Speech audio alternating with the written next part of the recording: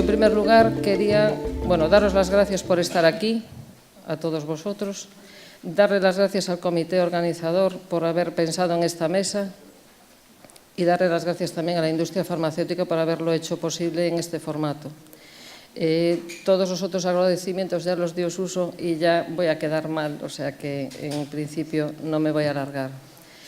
Presentar a Santiago Rodríguez de Córdoba es muy sencillo, porque yo creo que todos los que estáis aquí lo conocéis, probablemente todos lo hayáis oído alguna vez. La suerte es que no suele repetir, o sea que aunque lo hayáis oído os va a sorprender. Y bueno, yo si se trata de presentarlo, si quisiese enumerar un poco sus aportaciones científicas, quizás solo con enumerarlas estaría ocupando todo el tiempo del que disponemos para esta mesa. Entonces, bueno, pues están ahí, se pueden consultar en la bibliografía y es sencillo. Yo querría destacar, ya que tengo aquí esta oportunidad, querría destacar, bueno, pues cómo es Santiago, que en principio mantiene con los años el interés por el conocimiento. No solo lo mantiene, sino que se acrecienta. Y bueno, eso es muy interesante para todos nosotros, porque otra faceta a destacar es que hace mucho para divulgar su conocimiento en un tema tan complejo y tan escabroso para todos nosotros como es el complemento. Me gustaría destacar también de él la disponibilidad, o sea, siempre está abierto a algo que tú le puedas plantear, siempre va a intentar, tú te das cuenta que cualquier consulta no cae en saco roto, él la toma con todo el respeto, intenta dar la respuesta que esté en sus manos. Y prueba de todo esto es que cuando le dije cómo quiere que lo presente, lo más bonito es que dijo, como un amigo. Entonces, realmente siempre, y los que tuvisteis que consultarle algo en alguna ocasión, lo sabéis, siempre que tú te acercas a él, pues intenta dar una respuesta para el problema que tienes. Él va a hablar de un tema muy interesante para todos nosotros, y es bastante extenso, sobre todo porque también lo trabajó un poco en base a los estudios que hizo sobre los pacientes de nuestra comunidad. Entonces, probablemente el tiempo que teníamos no sea suficiente y tenga que restar un poquito de preguntas. Entonces, bueno, no voy a ocupar nada más de mi tiempo para que pueda él proceder a hablarnos del tema preparado.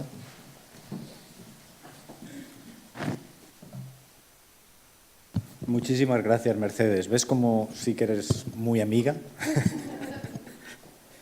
Y bueno, muchísimas gracias al comité organizador y en particular a Jesús por haberme invitado a venir a Lugo. ¿Dónde estás, Jesús? Allí.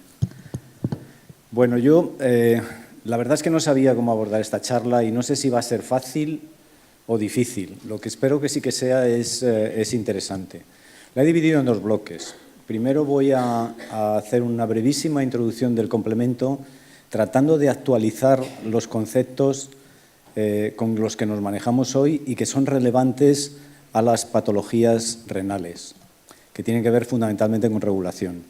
Y la segunda parte la voy a dedicar a un nuevo grupo de proteínas, que las conocemos como proteínas relacionadas con factor H. Algo conté en el Congreso de la Sociedad Española de Nefrología, porque estas proteínas son realmente la punta de flecha del conocimiento y creo, desde mi punto de vista, que son muy importantes en patología renal.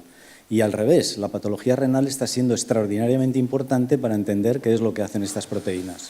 Entonces, en vez de repetir lo que hice en la Sociedad Española de Nefrología, lo que voy a hacer es, he extraído los casos de pacientes gallegos con hemolítico urémico atípico y os voy a hacer un resumen de todos ellos para que veáis un poco el conocimiento que extraemos de esa información y al mismo tiempo también trasladaros que lo que hacemos y la implicación que tiene en la clínica y en nefrología tiene movimiento, está cambiando constantemente y lo que antes pues a lo mejor se nos había escapado, el conocimiento nos ha llevado a volver atrás y reconsiderar algunas cosas. Bueno, simplemente por deciros mis conflictos de interés, pues yo le doy charlas a Alexion y también he participado en crear una empresa de diagnóstico genético y molecular en el que tratamos de trasladar el conocimiento que generamos en el laboratorio. Bueno, el complemento me lo habréis oído contar muchas veces, es una parte importante de nuestra inmunidad innata y es un sistema que funciona etiquetando aquellas cosas que queremos deshacernos de ellas, fundamentalmente patógenos, restos celulares que se generan por apoptosis, inmunocomplejos. Y ese etiquetado corre a cargo de esta proteína C3, que cuando se activa genera la posibilidad de unirse covalentemente a las superficies y cuando esto se amplifica aporta ya una señal suficiente para que el sistema fagocítico reconozca esa sustancia etiquetada y la elimine, o si es una célula, dispare la vía terminal, genere moléculas proinflamatorias y forme poros en la membrana de esa célula que lisen la célula. Es un proceso innato, ocurre sin necesidad de enseñarle. Y la manera por la que es innato y ocurre sin necesidad de enseñarle es por la vía alternativa. Y es porque esta molécula de C3 tiene una capacidad innata de activarse. Se está activando constantemente a muy bajo nivel. De manera que la capacidad o la propiedad de no tener que ser enseñado el complemento para cumplir su función es porque esta molécula se va a estar activando siempre y se va a estar depositando sobre todo lo que está en su proximidad. Luego es un sistema etiquetado indiscriminado. Lo que nosotros hacemos con el sistema es que luego le aportamos herramientas para que elimine la etiqueta de aquellos sitios donde no tiene que estar. O sea que la capacidad innata del complemento es su capacidad de activarse y depositarse sobre cualquier sitio. La evolución nos ha hecho mejorar este sistema y cuando surgieron los anticuerpos, pues lo que hicimos fue utilizar el anticuerpo para dirigir la actuación del complemento sobre determinados sitios. Y cuando surgieron los receptores de lectinas, de carbohidratos en las bacterias, en la superficie de los patógenos, utilizamos estos receptores para montar una vía, que es la vía de las lectinas, que lleva el complemento a ese sitio. Pero el componente esencial, primero, y lo que refleja la idea del complemento, es la vía alternativa. La segunda parte importante de la vía alternativa, que es fundamental para que el complemento funcione, es que se nutre de una enzima en la que la molécula activada de C3 es uno de sus componentes y hace un bucle de retroalimentación que amplifica la activación de complemento. De manera que cuando yo activo C3, genero C3b, pero C3b es parte de la enzima que va a activar C3, con lo cual se genera un loop de amplificación. Y eso es importante y necesario porque si no se llega a un umbral que dispare el sistema, este no se activa. Esta amplificación es tan importante que si yo bloqueo la amplificación de la vía alternativa, aunque yo active el complemento por la vía clásica o por la vía de las lectinas, no funciona, o funciona en un 15%. De manera que el complemento es el motor y la esencia del complemento. Y necesitamos regular el complemento, pues por lo que ya he dicho, porque la inespecificidad del complemento hace que expongamos nuestros componentes constantemente a la acción del complemento. Y tenemos moléculas en la superficie de nuestras células, como MCP, muy importante en hemolítico urémico, o DAF o CR1, que lo que hacen es que quitan esa etiqueta que se ha depositado sobre nuestras células y la inactivan. Y tenemos también moléculas en plasma, como el factor H, que lo que hacen es que regulan de alguna manera esa activación y ese loop de amplificación, ese motor del complemento. De manera que la acción conjunta de estas proteínas reguladoras en plasma y en las superficies celulares controla que no depositemos complemento donde no debe el sistema depositarlo y que el loop de amplificación tenga un freno. De manera que cuando el complemento se activa, no se active para siempre y una sola vez, sino que tenga una homeostasis que le permita regular un punto de partida original. Bueno, esos mecanismos hacen que el complemento esté en un equilibrio muy delicado. Y un complemento funciona bien cuando la regulación y la activación están perfectamente en control. Si yo tengo un exceso de activación o una pérdida de regulación, el sistema se me escapa. Y esto es lo que ocurre en la patología renal asociada a desregulación del complemento. En este conjunto de proteínas, el factor H para mí y para mucha gente trabajando en complemento es la proteína fundamental, es el regulador por excelencia. Factor H tiene todas las funciones reguladoras que son necesarias para tener un complemento controlado. Es una proteína muy peculiar, es una proteína alargada, abundante en plasma, con dos dominios, un dominio en esta parte de la molécula que es donde están las actividades enzimáticas, lo que regula, lo que hace falta para eliminar la etiqueta y para controlar el loop de amplificación, disociando las enzimas que activan el C3. Y hay otra parte en esta región de aquí que es realmente una región muy particular, porque es donde está la capacidad del factor H y del complemento de discriminar esas superficies donde se tiene que depositar. Esta región de aquí reconoce cuándo se deposita complemento, pero en el contexto de los azúcares que tiene la superficie donde se ha depositado el complemento. De manera que si es una de nuestras células y esta región tiene capacidad para reconocer los ácidos siálicos que tenemos nosotros en las superficies de nuestras células, inmediatamente que se deposita el complemento, el factor H se va a ver atraído a esta superficie y va a proteolizar esa molécula de C3b. En los patógenos, estas superficies tienen azúcares diferentes o no tienen azúcares, y factor H no puede atraerse hacia esas superficies y el complemento en las células de los patógenos progresa de esa manera que todos conocemos, eliminando el patógeno. Si nosotros tenemos defectos en esta región C-terminal, como ocurre en hemolítico urémico atípico, perdemos esta capacidad de discriminar entre células propias y patógenos, y el complemento va a reconocer a nuestra célula sin la posibilidad de regularse por factor H. Tenemos un factor H incapacitado, y en esos casos se activa el complemento sobre la superficie, en este caso una célula endotelial, y se produce la lisis de la célula. Luego, esta región C-terminal es absolutamente fundamental. Esta región C-terminal la tenemos perfectamente caracterizada a nivel molecular. Bueno, muchas de las diapositivas las he traído porque las tenía. Olvidaros de los monigotes porque no pretendo que entendáis los detalles moleculares. Simplemente yo os guiaré sobre la parte de la diapositiva que es importante. Conocemos muy en detalle cómo funciona esta región C-terminal y sabemos que hay una parte en esta región C-terminal que reconoce la molécula de C3b.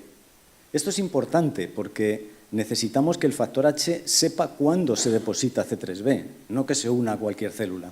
Y tiene otra parte que reconoce el azúcar, con la peculiaridad de que el acceso del azúcar al sitio de unión en esta región va a depender de que esta molécula de factor H se una antes a la molécula de C3b. O sea que el azúcar, la molécula de C3b, solo lo reconoce cuando previamente el factor B ha reconocido el C3b, que quiere decir que sobre esa célula se ha depositado C3b. Esto tiene una segunda ventaja, y es que si nosotros tuviéramos una región en factor H que estuviera reconociendo meramente azúcares, sería muy difícil mantener al factor H alejado de las superficies. El factor H estaría pegado a nuestras células y no estaría circulando en plasma. Así que hemos generado un policía y además le hemos dado instrucciones para que ese policía solo actúe cuando C3 se deposita sobre la célula. La unión de factor H a superficies es compleja y tiene esta región C-terminal, pero tiene otras regiones que reconocen también azúcares. Necesita una región bisagra que permita que se doble la molécula de factor H, y luego tiene la región reguladora que se tiene que unir a C3b. Hay muchas regiones en factor H que son importantes para que factor H regule bien complementos sobre superficies. Y ya podéis ir anticipando que todos los cambios que yo introduzca en la secuencia de estas regiones que son importantes van a tener un impacto en cómo factor H va a regular el complemento. Lo que voy a deciros en las siguientes diapositivas es que dependiendo de qué región esté modificada en factor H, se va a alterar tal vez una capacidad reguladora específica cuyas consecuencias patológicas van a ser unas concretas. De manera que cuando alteramos esta región, pues va a ser un hemolítico urémico, cuando alteramos esta otra región va a ser una degeneración macular asociada a la edad, y cuando alteramos esta región fundamentalmente son glomerulopatías C3. Luego, la complejidad reguladora de factor H, que está diseñada para que funcione de una manera genérica, tiene luego estas peculiaridades. Bueno, la historia últimamente se ha complicado un pelín porque como ya es muy complicada es difícil complicarla mucho más, pero se ha complicado un pelín porque han surgido una nueva serie de proteínas que están codificadas por genes que están próximos al gen de factor H y que se conocen como proteínas relacionadas con factor H. La razón de este nombre es porque estos genes se originan por duplicación génica del gen de factor H. Durante mucho tiempo no hemos sabido realmente qué hacían estas proteínas. Como se parecían a factor H, pues las hemos llamado proteínas relacionadas con factor H. Y como venían de una proteína reguladora, pues hemos pensado que tal vez eran proteínas reguladoras. La verdad es que no tengo yo muy claro por qué durante tanto tiempo hemos pensado esta posibilidad reguladora de estas proteínas, porque si uno hace una comparación de la homología de estas proteínas con factor H, una característica general a todas ellas es que le faltan precisamente las regiones que tienen la capacidad de regular. Luego es difícil que una proteína que carezca de unas regiones reguladoras sea una proteína reguladora. Lo que sí que han conservado estas proteínas es los dominios en factor H que reconocen superficies. Y hay múltiples ejemplos en la literatura de receptores o de ligandos o proteínas que interaccionan con superficies y que no tienen actividades y que lo que actúan o hacen estas proteínas es precisamente competir con la proteína original para disminuir o modular su función. De manera que la ausencia de regiones reguladoras, pero la conservación de las regiones con las que factor H interacciona con superficie, lo hemos reinterpretado para pensar que estas proteínas lo que hacen es competir factor H en su actividad reguladora sobre determinadas superficies.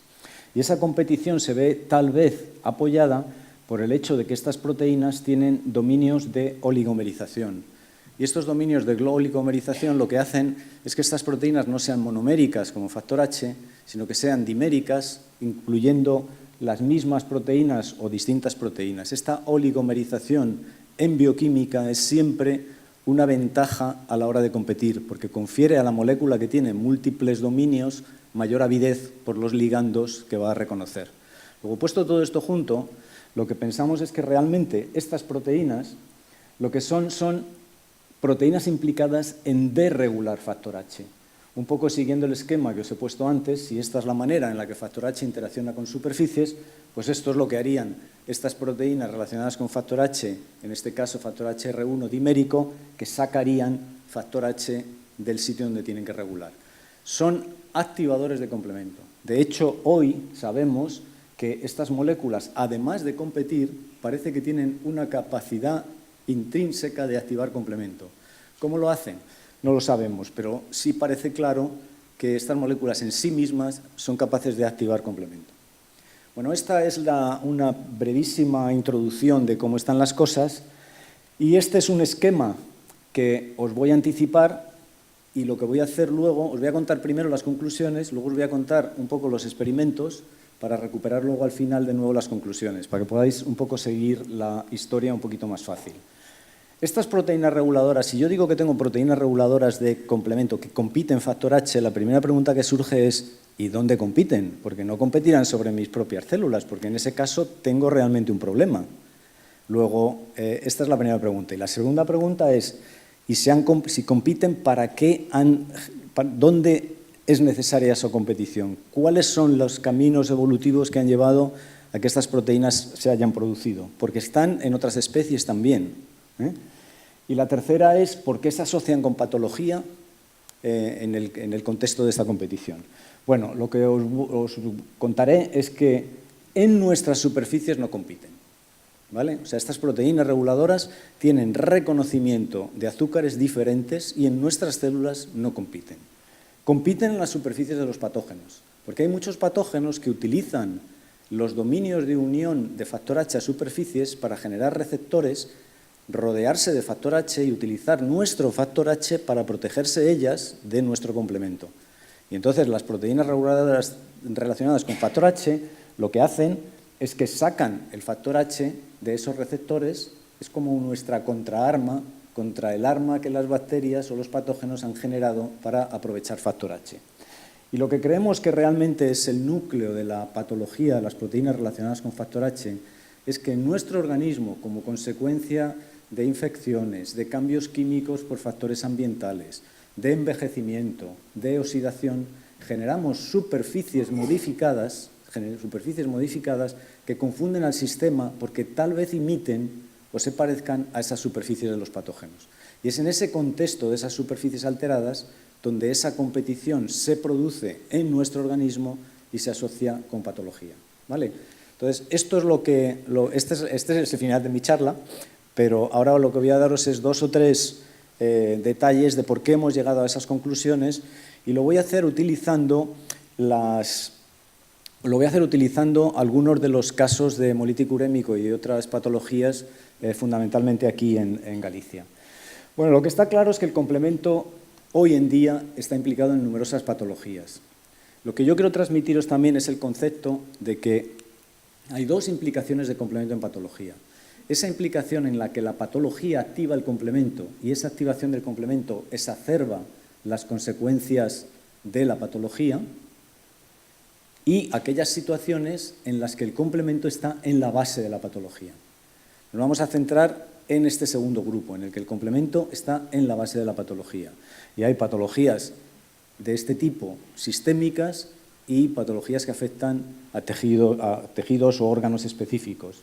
En el caso de la patología renal, pues yo os he traído estos 3 ejemplos, la nefropatía IgA, la glomerulopatía C3 y el síndrome hemolítico urémico atípico. El mensaje que quiero daros con esta diapositiva es que hay una paradoja cuando uno analiza la base genética en este grupo de enfermedades en el que el complemento es causa, y es que los mismos genes están implicados en la mayor parte de estas patologías. Y la pregunta es, ¿por qué ocurre esto y los pacientes desarrollan una sola patología y no desarrollan todas las patologías que están relacionadas con ese gen? Bueno, os he dado antes la explicación, y es que las proteínas de complemento son proteínas multifuncionales y dependiendo de dónde están las alteraciones, la patología va a ser una o va a ser otra. Vuelvo a poneros la imagen que os puse o que os comenté con la interacción de factor H en superficies. Si yo tengo alteraciones en esta parte de la molécula, se me asocian con hemolítico urémico. Alteraciones en esta región con degeneración macular, y si tengo alteraciones en esta región es normalmente una glomerulopatía C3. Lo que hicimos durante muchísimos años fue coger aquellas mutaciones que se asociaban de una manera específica con algunas de estas patologías y tratar de explicar qué era lo que pasaba en la molécula de factor H. Hoy os estoy contando la historia un poco al revés, pero la realidad de cómo se generó el conocimiento es las mutaciones de hemolítico urémico estaban aquí. ¿Qué es lo que hace esta región que sea tan importante para hemolítico urémico? La conclusión es reconocimiento de superficies, y hemolítico urémico es una patología en la que se pierde la capacidad de regular complemento sobre células endoteliales. En el caso de esta región en el medio, es que esta región tiene unos sitios de unión a modificaciones químicas que ocurren en determinados procesos y que son característicos, como la fotooxidación que ocurre en la mácula como consecuencia de la incidencia de la luz. Por eso esta región es tan importante en degeneración macular, porque un factor H que no tenga la conformación adecuada de esta región no va a poder regular esos compuestos modificados en la mácula. Y en el caso de esta región, lo que ocurre es que cuando yo tengo un factor H que no tiene capacidad reguladora, lo primero que se altera es la homeostasis en plasma, y complemento se activa de manera masiva y se genera un gran depósito de fragmentos activados de C3 a nivel de la membrana basal glomerular. Luego, el mismo gen, misma proteína, dependiendo de dónde la toques, las consecuencias patológicas son diferentes. Y esto es muy importante, y lo veréis luego a la hora de interpretar los cambios que aparecen en los estudios genéticos.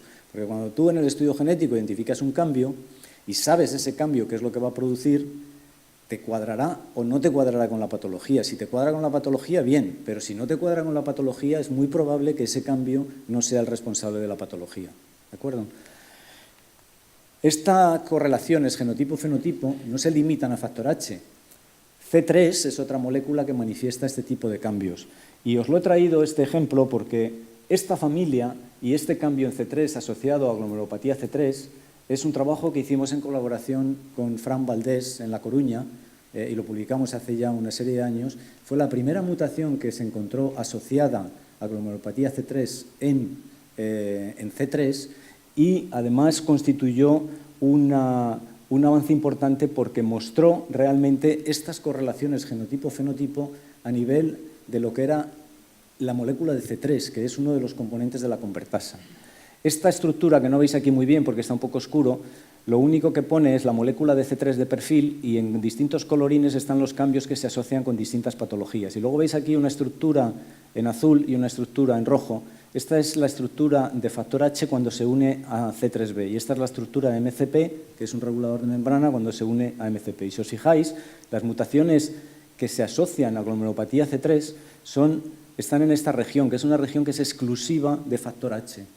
Estas mutaciones, cuando aparecen en la molécula de C3, no se pueden regular por factor H, pero se regulan muy bien por una proteína de membrana.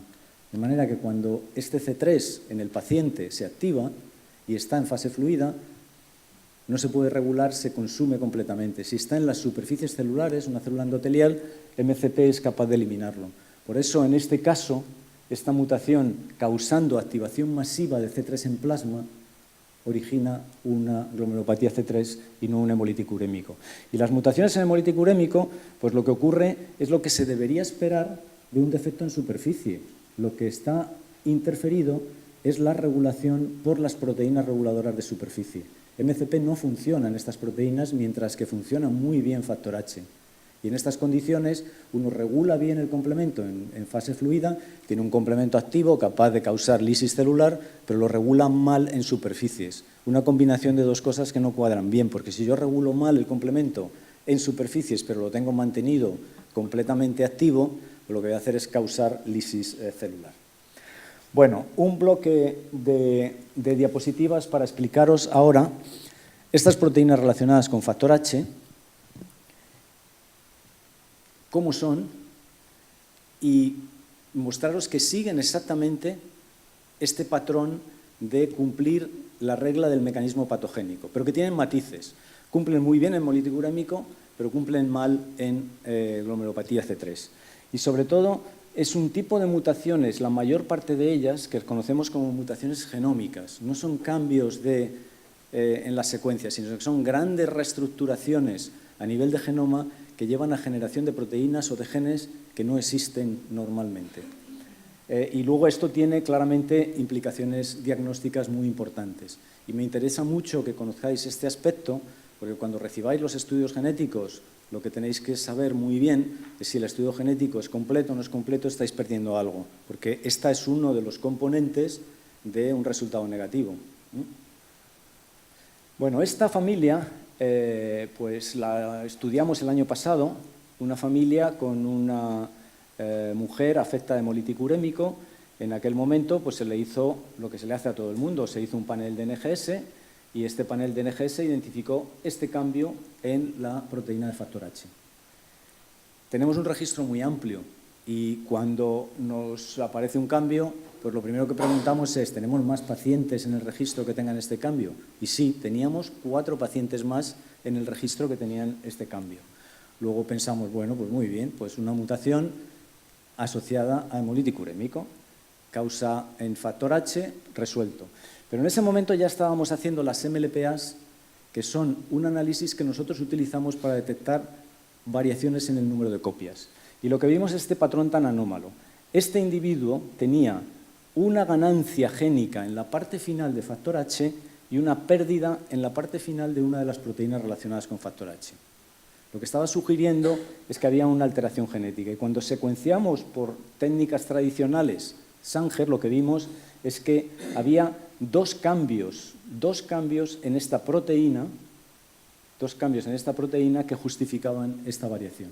Luego este individuo tenía 2 cambios, tenía un cambio en factor H y otros cambios en la molécula relacionada con factor HR1, con la peculiaridad de que estos cambios no se detectaban por el panel. Estos cambios solo se detectan por secuenciación tradicional, lo que ya casi nadie hace, pues con eso es con lo que se detectan. Y nos surgieron 2 preguntas. Primero, ¿los individuos que tenían este cambio y que habíamos detectado previamente en nuestra cohorte tenían también estos cambios? Y la segunda pregunta es, teniendo 2 cambios, ¿cuál es el importante? En la siguiente diapositiva o 2 diapositivas después os voy a contar por qué estos cambios nos llamaban a nosotros tanto la atención. Cuando hicimos el estudio, pues lo que vimos es que teníamos todos estos individuos con el cambio en factor H y todos estos individuos tenían también los 2 cambios en la molécula R1. Pero es que además encontramos 3 individuos adicionales que no tenían el cambio en factor H que tenían el cambio en R1. Luego, este cambio no era un cambio anecdótico en la cohorte de hemolíticos urémicos. Es un cambio que ha aparecido 9 veces en la cohorte de pacientes. 7 de estos pacientes, no 6, aquí hay 6 pacientes, 5 de estos pacientes eran todos de la región del noroeste de España. La mayor parte de ellos eran gallegos. Y había un paciente en este grupo que habíamos identificado en la cohorte italiana de Beppe Remuzzi en Bérgamo. Así que yo llamé a Beppe y le dije: Beppe, tienes un paciente publicado con esta mutación en factor H. ¿Por qué no me envías muestra que quiero ver si tiene otro cambio que hemos encontrado en los pacientes españoles? Y lo hicimos y tenía el cambio. Y le volví a llamar: Beppe, ¿tu paciente de dónde es? Y me dijo: bueno, esta es una familia que nos llegó a nosotros hace tiempo, es una familia del norte de Portugal. Con lo cual, de nuevo, estaba esta asociación con esta región. No son cambios insignificantes. Estos 9 pacientes tienen un hemolítico urémico atípico muy grave. En la época pre-eculizumab, todos ellos han terminado en fracaso renal terminal. Y en la época eculizumab, pues los que se han identificado se han tratado. Muchas recurrencias, la historia típica de brote asociado a los disparadores clásicos. Curiosamente, muchas mujeres, fijaros que hay un exceso de mujeres, y esto es porque la mayor parte de ellas hacen hemolítico urémico posparto.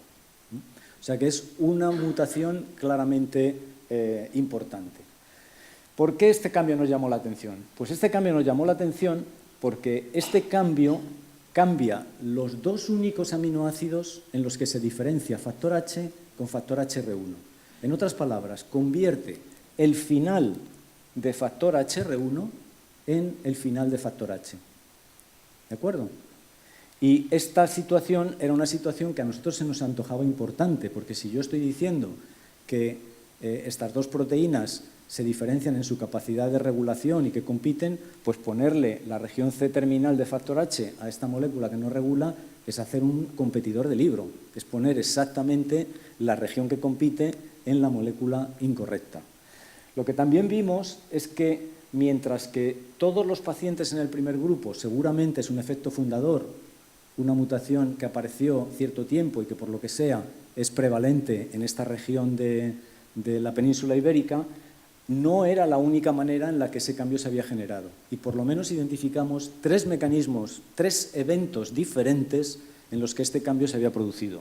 Genéticamente, este cambio se llama una conversión génica, en el que un trozo de un gen se pasa a otro gen.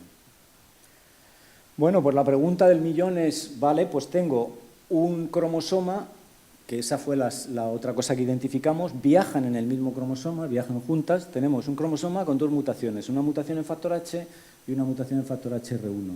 ¿Son las 2 importantes? ¿Es una importante? Esto era relevante porque teníamos pacientes, como os he dicho, que tenían nada más que uno de los cambios y interpretábamos que por lo mismo habría individuos que tuvieran el otro cambio.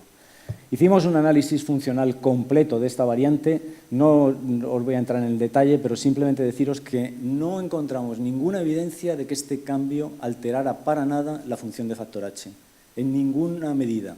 Luego, este cambio es un polimorfismo irrelevante, algo que por otro lado tiene sentido, puesto que este cambio está en una región fuera de todas las regiones funcionales y además no afecta a niveles. Luego, este cambio es un polimorfismo irrelevante. ¿Y qué pasa con el otro? Bueno, pues el otro ciertamente es la mutación. Esto que veis aquí es un ensayo hemolítico que hacemos para probar la actividad de factor H. Y es un ensayo muy sencillo. Los eritrocitos de carnero, los eritrocitos de oveja, cuando se ponen en presencia de suero humano, se lisan. Perdón, no se lisan.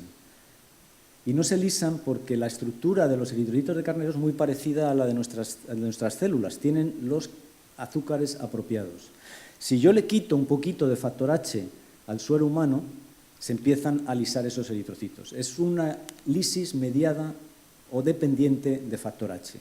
Nosotros podemos generar in vitro, en el laboratorio, una situación en la que le quitamos lo suficiente factor H a un suero para que lise el 50%. Que esté en esa situación de que si yo añadiera algo que protegiera, iba a tener menos lisis, y si yo añado algo que favorezca la lisis, voy a tener mucha más lisis. Y en ese ensayo, en ese sistema, en ese modelo, lo que probamos es cómo se comporta esta proteína relacionada con factor H mutada, en la que el C terminal es equivalente al factor H, con una molécula factor H1 normal. Y lo que vemos es que esta molécula compite, y compite de una manera equimolar la unión de factor H. Luego, los individuos que tienen esta molécula en plasma, lo que están haciendo es que están compitiendo su propio factor H para unirse a las superficies celulares. Y esto es crítico, porque esta competición básicamente es un déficit funcional de factor H. Nos llamó mucho la atención, fijaros qué interesante, que, bueno, por supuesto, el mecanismo por el que funciona esta mutación es equivalente, si no idéntico, a los mecanismos que os he comentado antes de mutaciones en factor H. Pero fijaros qué interesante. Estas son las familias y en verde tenéis los individuos que son portadores de este cambio, que es una mutación gravísima y muy en hemolítico urémico, que son asintomáticos. Y esto sorprendía, porque esto es lo que ocurre en hemolítico urémico atípico. Penetrancia incompleta de la patología en pacientes portadores de mutaciones. Así que decidimos investigar un poco por qué era eso. Los primeros candidatos, por supuesto, fueron los polimorfismos de factor H, que sabéis que hay un polimorfismo de riesgo en factor H que determina en el contexto de mutaciones que el paciente desarrolle, que el individuo desarrolle o no desarrolle la enfermedad. Así que determinamos los niveles de factor H que codificaba el otro cromosoma y el genotipo de ese otro cromosoma. Y lo que vimos es que en aquellos individuos que desarrollaban la enfermedad, el haplotipo de factor H en el otro cromosoma era el haplotipo de riesgo, que es un haplotipo que codifica niveles bajos de factor H. Mientras que los individuos que no desarrollaban la enfermedad eran los individuos que tenían otros haplotipos y en el que los niveles de factor H eran muy elevados.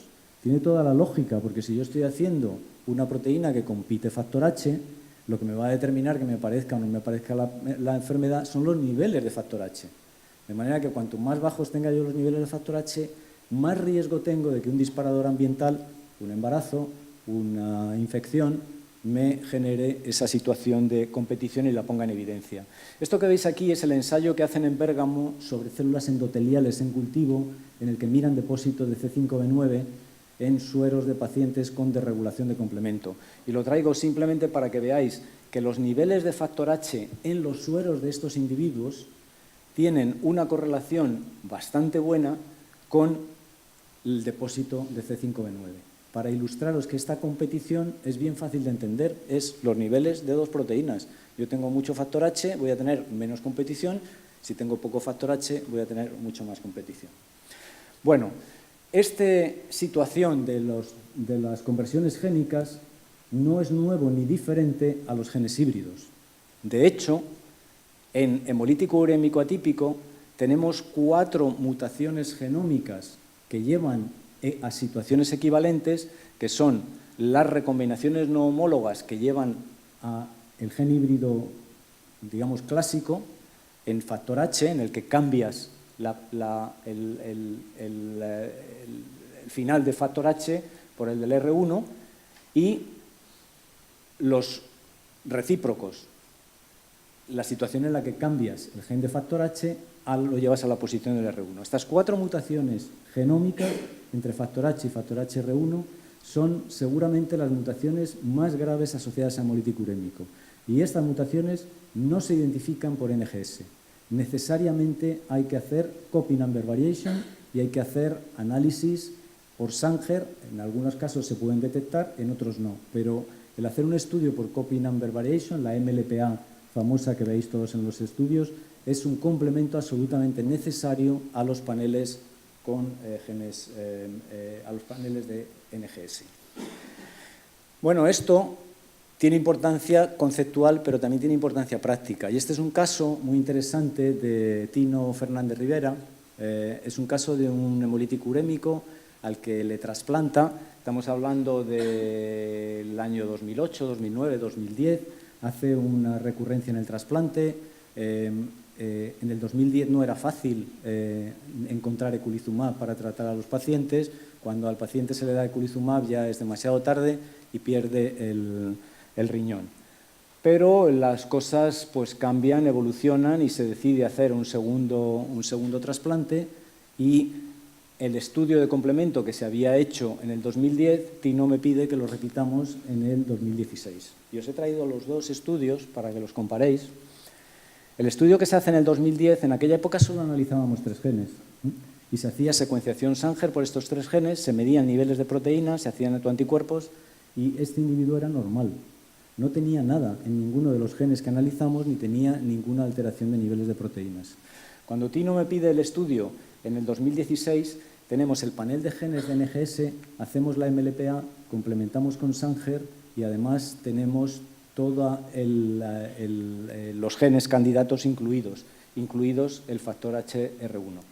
Y entonces lo que nos damos cuenta es que este individuo tiene una mutación en factor HR1. Tiene una mutación en el C-terminal de factor HR1, esta mutación.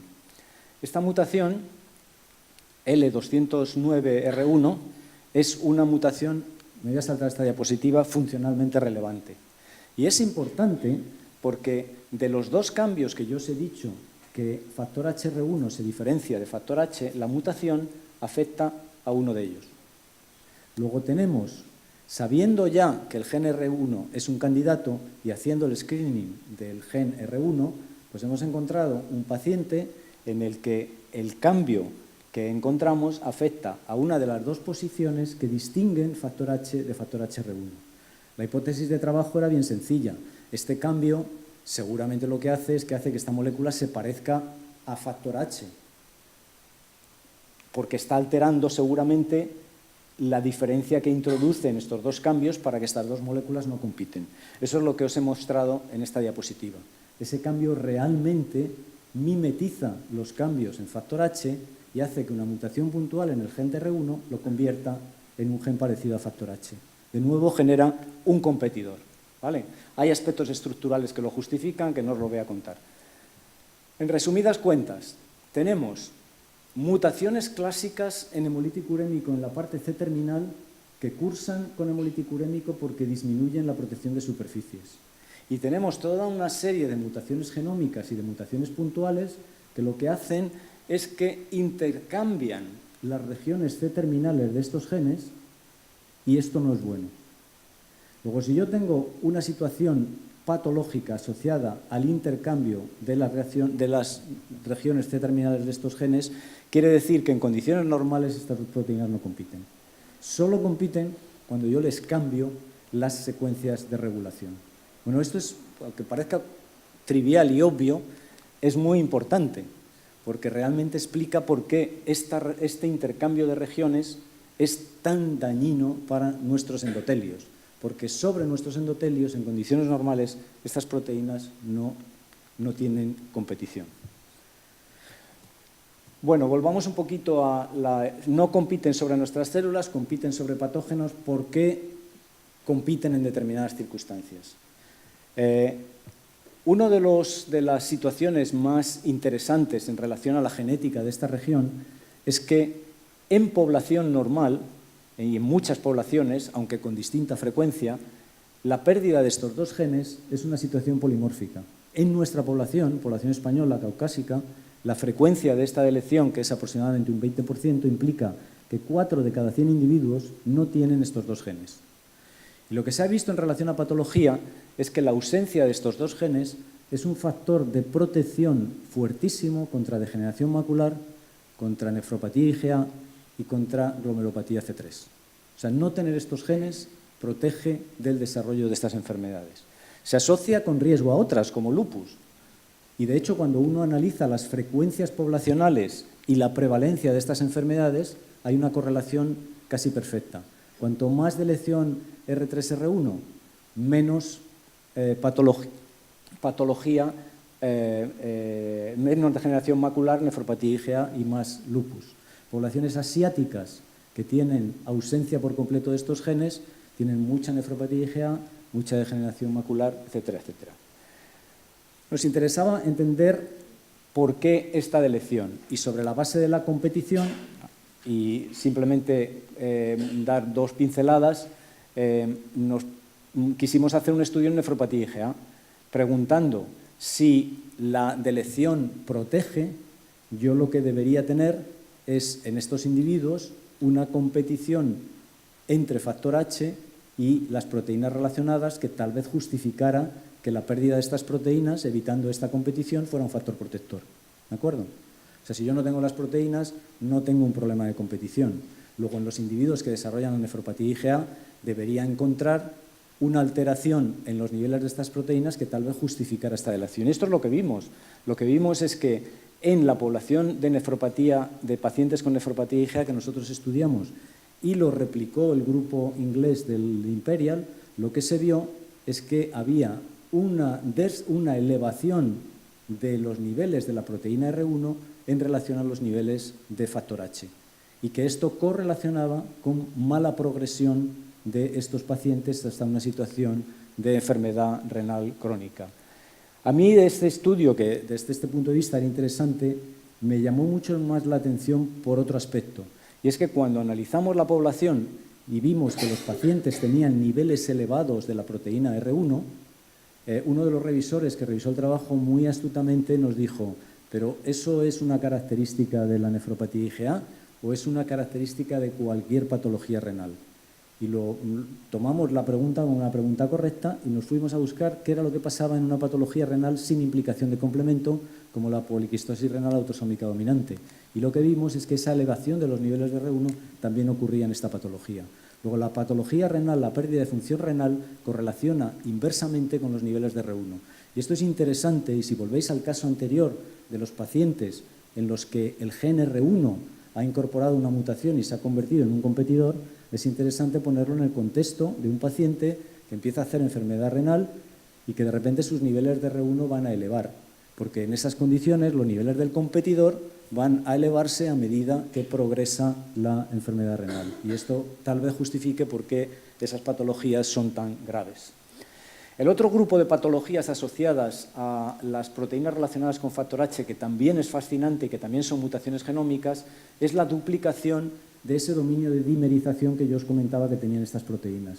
Y lo que es fascinante de esta duplicación es que se asocia exclusivamente con glomerulopatía C3 y fundamentalmente del tipo C3 glomerulonefritis.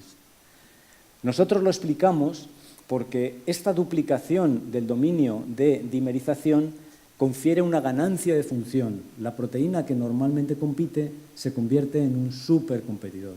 Y en estas condiciones en las que en determinadas superficies en nuestro organismo pudiera haber la generación de algo que permite esa competición, yo tengo una molécula que va a competir muchísimo más.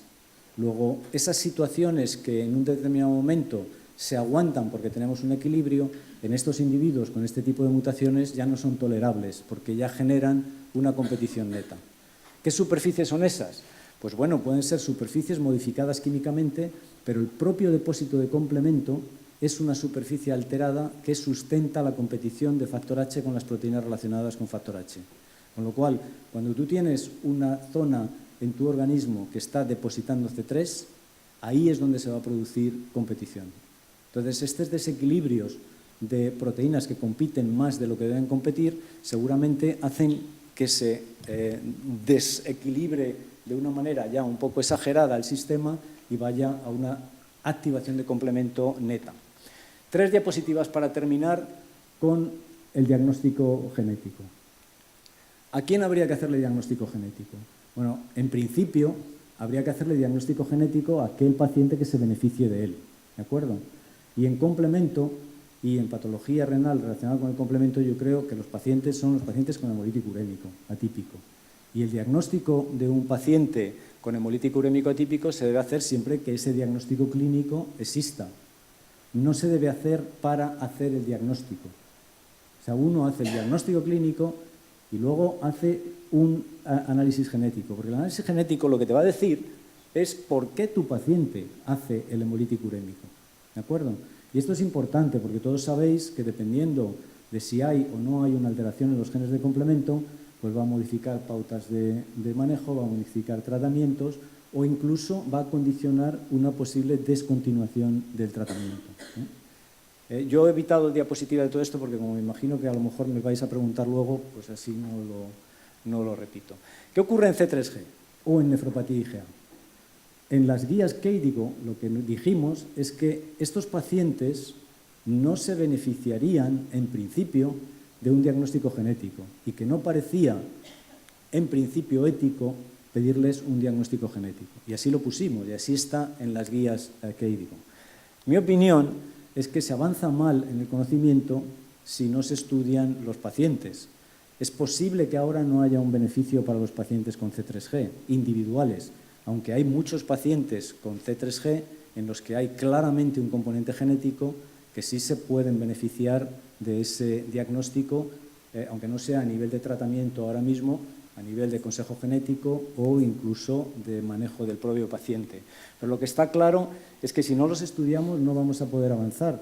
Casos como el de Fran Valdés con la mutación en C3 o como el de muchos otros nefrólogos con pacientes con C3G que hemos estudiado y que han aportado conocimiento son los que permiten avanzar.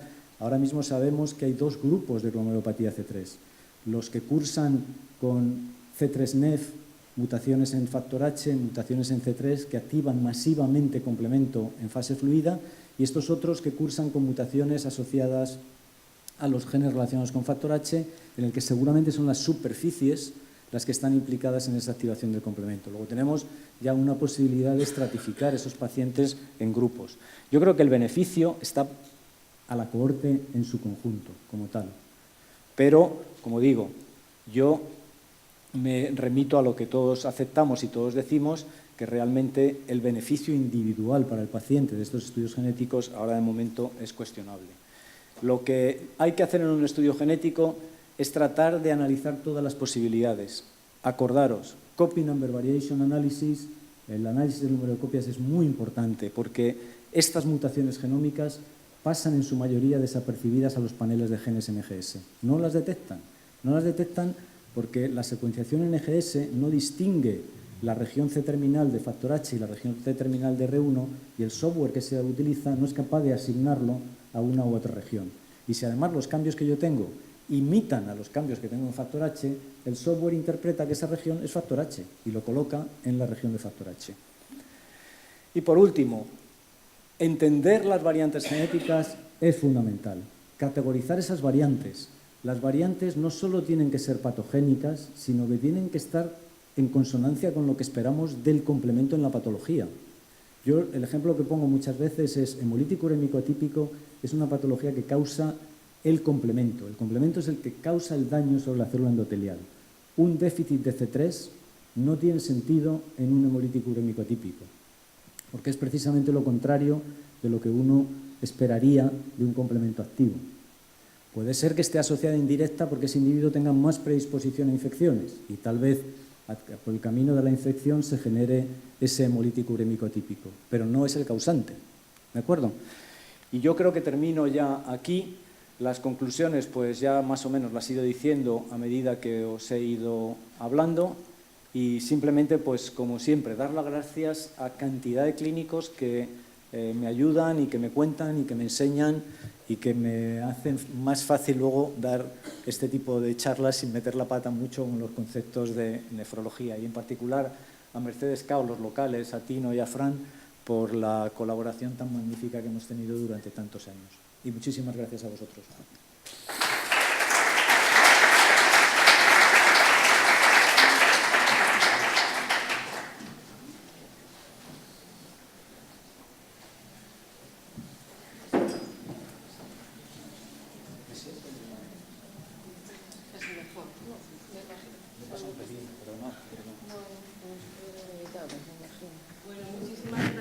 Por esta charla tan interesante y un honor. Y como supongo que habrá montones de preguntas, pues se abre el turno.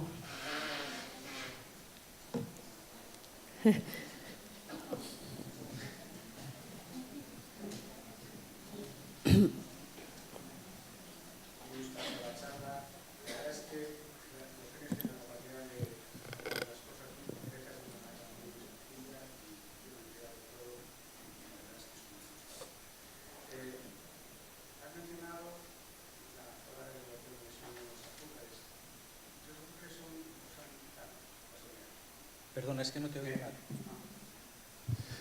Hola. espero que me hayas escuchado todo lo anterior.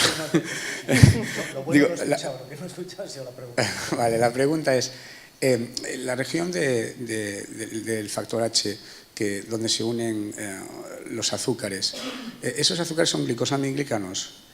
Esos azúcares son, en realidad son polianiones, son moléculas cargadas negativamente, pero fundamentalmente ácido siálico.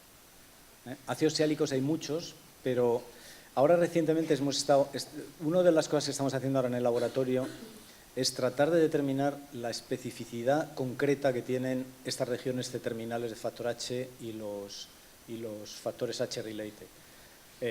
Especificidades por ácidos siálicos. Y tú puedes bloquear factor H con monómeros de ácido siálico. O sea, tú añades ácido siálico al ensayo este de eritrocitos de carnero y eres capaz de bloquear la regulación por factor H.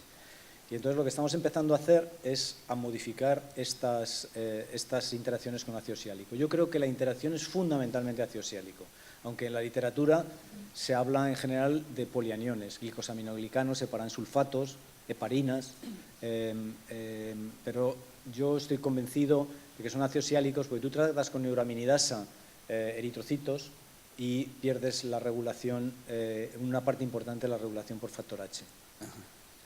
Aquí, incidentalmente, sería fantástico. ¿Por qué queremos hacer la especificidad?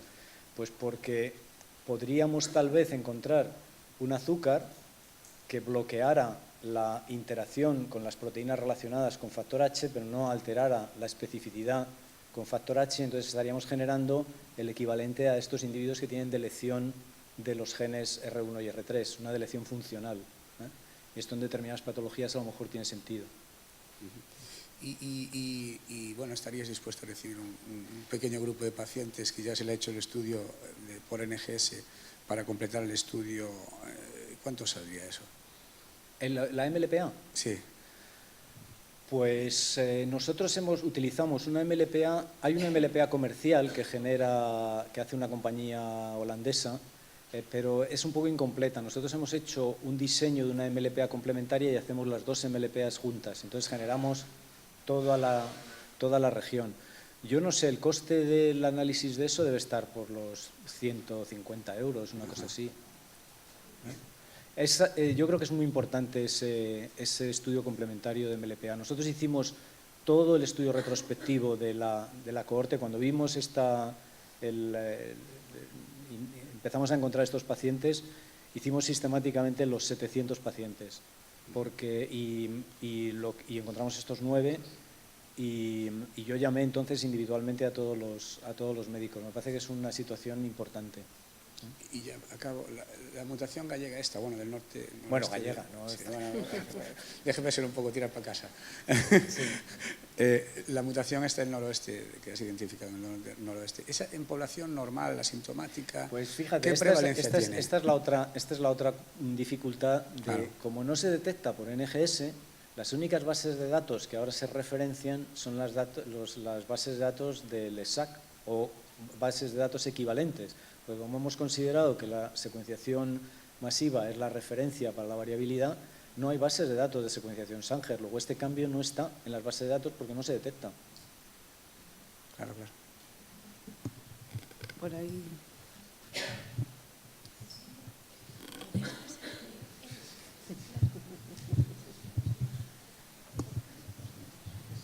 Bueno, Santiago, enhorabuena, ha sido magnífica la charla. Y bueno, a mí realmente una de las cosas que me ha intrigado es la asociación de la nefropatía IgA con los trastornos del complemento. Entonces, lógicamente, uno no va a hacer un estudio de complemento para un diagnóstico, como bien has dicho, y menos para una nefropatía IgA, pero ¿crees que igual un paciente que igual es candidato a trasplante y de enfermedad de base tiene una nefropatía IgA, debería hacérsele un estudio de los genes del complemento? A ver, bueno, ahora es cuando entro en terreno peligroso, voy a decir todos los errores, pero nefropatía IgA es una patología relacionada con el complemento, esto está claro. Hay activación de la vía de las lectinas, hay activación de la vía alternativa, tú ves depósito de MBL y ves depósito de C3, y lo que ocurre en nefropatía IgA es que tienes varios pasos y varios hits. Ese hit final es el que nosotros tratábamos de identificar en este estudio que hicimos.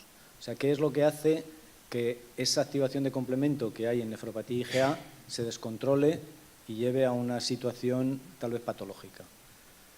Y yo creo que esa situación existe. En esa cohorte de nefropatía IgA, en la parte de pacientes que progresaban, cogimos pacientes que progresaban y que eran pacientes realmente con una nefropatía IgA de muy rápida evolución, con fracaso renal, etcétera, etcétera. En 4 de los 28 pacientes que estaban metidos en ese grupo, había mutaciones en el gen de factor H en heterocigosis que causaban déficit parcial de factor H.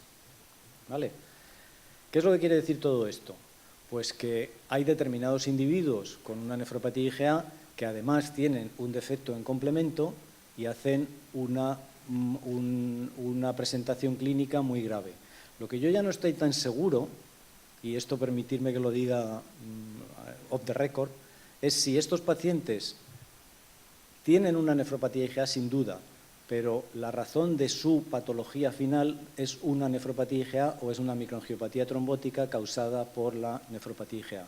Entonces, cuando yo les he preguntado a los clínicos, pues los clínicos encuentran evidencia de microangiopatía trombótica. Entonces, la pregunta ¿es en estos individuos la nefropatía IgA un disparador de una microangiopatía trombótica porque tienen una predisposición genética en complemento? Si tú tienes uno de estos pacientes, pues tal vez en estos pacientes es importante hacer un diagnóstico genético y seguramente es muy importante tratarlo con eculizumab. De los 4 pacientes que nosotros teníamos en la cohorte, 2 se trasplantaron, recurrieron la patología en, supongo que la microangiopatía trombótica, se trataron con eculizumab y salieron adelante, uno de ellos. El otro se trató con eculizumab antes de que llegara a una situación de fracaso terminal, un paciente de Elena Román en Valencia, y se resolvió el problema. Los 2 que no se trataron, del 12 de octubre, los 2 llegaron a situación renal terminal. Luego, no es la nefropatía IgA lo que tú a lo mejor estás analizando desde el punto de vista del complemento, sino a lo mejor la complicación o el solapamiento con otra patología que sí que tiene una indicación de genética y de tratamiento consecuente. No sé si he respondido tu pregunta. Ahora, yo no lo haría en todos los pacientes con nefropatía IgA, lo haría en aquellos pacientes en los que sospechas que el complemento se te está desregulando. Claro, también es que la nefropatía IgA recidiva mucho en el trasplante, ¿no? Entonces, claro, estamos ahí en la incertidumbre, ¿no? Entonces, a lo mejor cuando tienen una peor evolución no tienen por qué tener datos de microangiopatía trombótica, sino con tener una peor evolución o detectar que puede haber algún problema en el complemento ya sería suficiente para pensar en pedir estudio genético. Es que, ya te digo, o sea, yo no soy nefrólogo, entonces no me quiero meter en este terreno. O si porque pudieran no, tener un donante es que emparentado, a lo mejor podría ser un motivo. A ver, en estos casos claramente eran situaciones en las que el complemento tenía un problema de desregulación, tenían un déficit parcial de factor H, tenían la mitad de niveles de factor H. La mitad de niveles de factor H se asocia con glomerulopatía C3, con hemolítico urémico, con degeneración macular, con cualquier cosa, y hacen una patología u otra dependiendo de qué más tienen. Si tú tienes un defecto en protección de superficies, un déficit de factor H te hace un hemolítico urémico. Si lo que tienes es un factor nefrítico, te va a hacer una glomerulopatía C3. Y si tienes los polimorfismos de riesgo de DMAE, pues te va a hacer una DMAE. Pero en nefropatía IgA es esa misma situación, o sea, que haces una... Es que lo que yo no tengo muy claro es cuál es el diagnóstico final de un paciente con una mutación en factor H.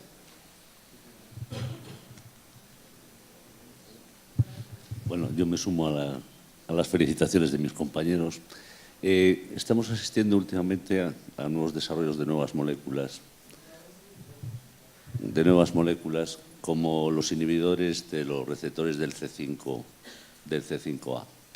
A mí me gustaría saber cuál crees que puede ser el papel que puedan jugar estos nuevos fármacos en la nefropatía C3, vasculitis, psoriasis y otras. En una de las diapositivas que yo os decía, el complemento está implicado en multitud de patologías. Esa diapositiva te da un poco respuesta a lo que me estás preguntando. las patologías asociadas al complemento, cada una va a tener sus peculiaridades y cada una va a tener su sitio donde el complemento se está desregulando. Y yo creo que cada patología se va a terminar tratando con un inhibidor del complemento que vaya específicamente contra ese planteamiento. ¿Glomerulopatía C3?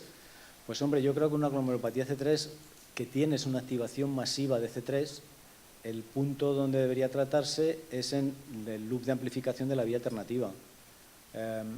Ahora, si eliges C3 o factor B o factor I o factor D, pues ya va a depender un poco de las preferencias y de los nichos de mercado que cada uno considere. A mí me encantan las formulaciones de moléculas pequeñas que son inhibidores de serin proteasas que van dirigidos contra el factor B o el factor D, que se pueden tomar por vía oral y se absorben a través de la mucosa y te mantienen. Pues a mí me parece que es fantástico, porque yo para muchas patologías estoy convencido que lo único que hace falta es modular un poco el complemento a la baja, no hace falta inhibirlo, modularlo un poco a la baja. Yo, de hecho, si estuviera en el mercado, lo tomaría todos los días para bajar mis niveles de complemento y tener una situación. Ahora, receptores de C5A. Los receptores de C5A fundamentalmente tratan de bloquear la respuesta inflamatoria, porque ese es el brazo de la anafilotoxina, de C5A. Te permiten que progrese la vía hacia la formación del complejo de ataque a la membrana. Entonces me dirías, ¿por qué no utilizar un inhibidor de C5A en hemolítico urémico? Pues porque en el hemolítico urémico el problema no es la inflamación. En el hemolítico urémico el problema es el complejo de ataque a la membrana que te está dañando la célula. En glomerulopatía C3, pues en glomerulopatía C3 a lo mejor en muchos casos hay un componente de inflamación como consecuencia de activación de complemento que si tú lo bloqueas, pues a lo mejor haces que la enfermedad vaya a una situación de evolución más natural. Pero yo no sé si utilizaría ese antiinflamatorio y no otros que a lo mejor son más fáciles de utilizar. Ya, todos vienen, como bien dices, por la vía oral y de hecho pues uno de ellos es el avacopan, que está ahora empezando a entrar en las vasculitis y en la C3. Entonces me llama la atención, pues por lo que has comentado, no le veía yo muy bien el objetivo, porque es un anti-C5, un inhibidor del receptor del C5. Hombre, yo creo, la verdad es que ahora mismo debe haber 50, 40, 50 compuestos que están en distintas etapas de ensayos clínicos o preclínicos.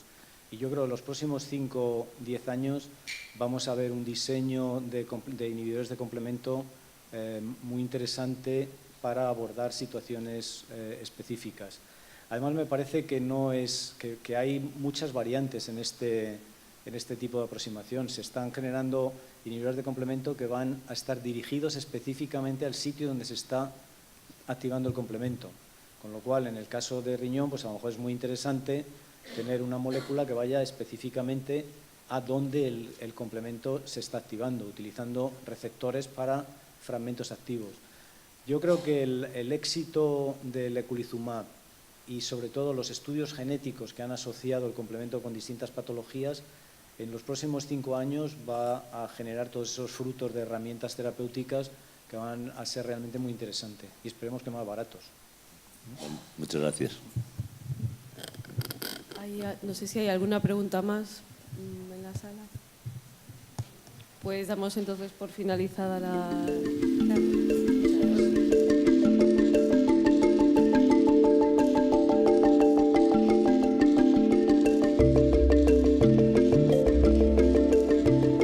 El doctor Emilio González Parra nos va a hacer el favor de acortar un poco su charla, si es posible, porque vamos muy mal. Bueno, yo creo que no hace falta presentación, todo el mundo lo conoce, trabaja en la Jiménez Díaz ahora, un experto en hemodiálisis en muchos campos, y hoy nos va a hablar sobre la microbiota y la insuficiencia renal crónica, como toxinas urémicas. Bueno, en primer lugar, daros las gracias por la amabilidad de estar aquí. La verdad que soy amigo de la mayoría de vosotros, tengo la inmensa suerte de trabajar en un sentido o en otro con vosotros muy a menudo y me siento muy honrado. Por otro lado, os pido un poco de disculpas. Vamos muy mal de tiempo y voy a intentar correr para que os dé tiempo a hacer una reunión digna, ¿no? Entonces, el tema que me han aplicado es hablar sobre microbiota y toxinas urémicas. Le he dado un enfoque un poco diferente al habitual con al que he tratado otras veces el tema con el fin de intentar dar una visión más de conjunto de lo que el nefrólogo creo que tiene interés que conozca. Esta es la agenda que vamos a tratar.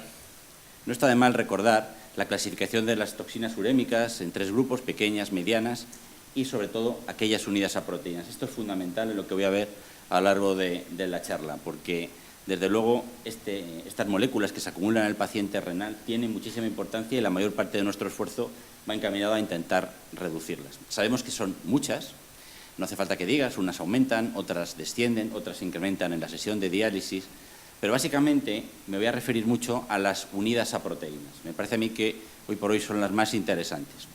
Los grupos más estudiados son los fenoles, los AGEs, los indoles y las poliaminas. Existen otros, tampoco menos importantes.